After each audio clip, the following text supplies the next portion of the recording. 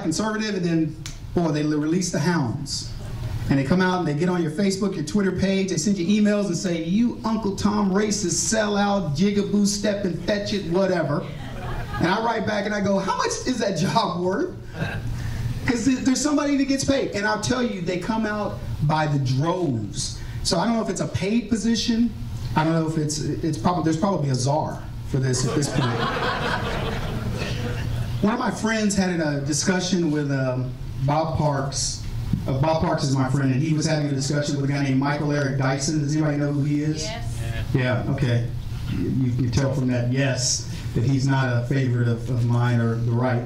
But anyway, they were having a pre-interview, and Michael Eric, it was a good discussion, and Michael ended the conversation by saying, see, Bob, you and I agree on a lot. Michael being from the left, Bob Parks being from the right. He says, well, you and I agree on a lot.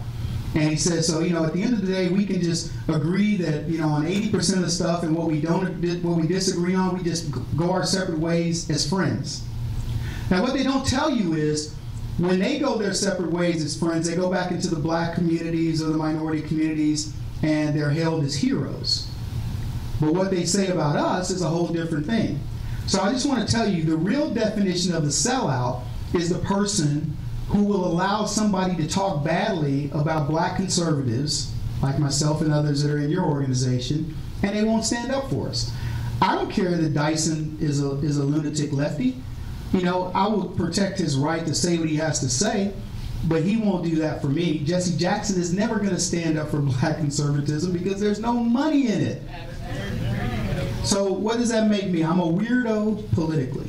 I got asked a question a while back, and I was on a radio show, and they said to me, Kevin, which of the founding fathers is your favorite? And I go, is this the Sarah Palin moment? So I know who the founding fathers are. It's between Jesse Jackson and Al Sharpton, I'll tell you that. And give me a minute. Okay, Ray Charles.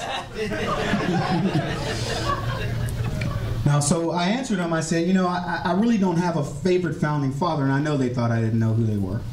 But I said, but I'm being honest about that. I said, and the reason is because there was an amazing time in America's history where these guys could indulge. So you had guys that owned slaves, guys that didn't, guys that were womanizers. I mean, we had all types of men that represented the founding fathers. And they could have written a lot of nasty things into the Constitution, things that would have let slavery remain, and all these other things that would have indulged their businesses and their vices.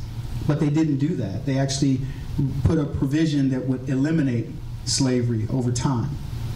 And so I said, that's why I value all of them. And I know that sounds kind of strange to them because they wanted a specific answer, but I think that's what makes those guys great. I don't look at them and say, oh, I would emulate being any one of those men necessarily, but I do understand what they were doing, and I think that that's something that we should be proud of in terms of understanding what the Constitution means and why it's not this living, breathing document that everybody wants to make it. I think about how I grew up, and having my mother died when I was 5 of a blood clot. If you can imagine a little kid going to the hospital with my grandmother to pick up, my brother and I going to pick up our mother who'd had day surgery, and the next thing we see is orderlies carrying my grandmother out to the car, and not knowing what had happened. That was the beginning of my formative life, where I really started to recognize what was going on in my life. And so my grandparents obviously adopted me and my brother. I would find out later in life that my stepfather only wanted to adopt my brother, my older brother, and not me. I was apparently a precocious little kid that liked to get into the sugar bowl.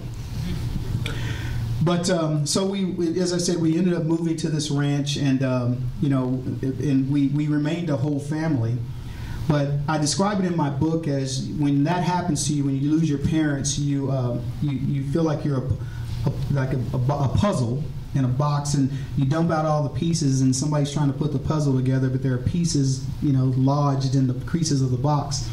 and you're looking all around on the floor for the pieces, but they're not there. They don't, and eventually they fall out over time to reveal who you are. And I'm proud of the revelation of who I became, but there's a lot of tragedy along the way. And I wrote a thing down one time and said, a funny thing happened on my way to prison. Now, I've never been to prison, at least not as an inmate, but I was supposed to be. If you look at my life, my mother dies, my father was a terrible man.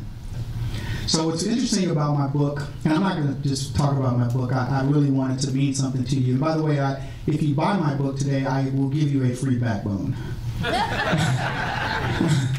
But I tell you that because it's things that simple that mean something in people's lives, in kids' lives. You guys have such a rich opportunity. We were in Richmond, they talked about minority outreach.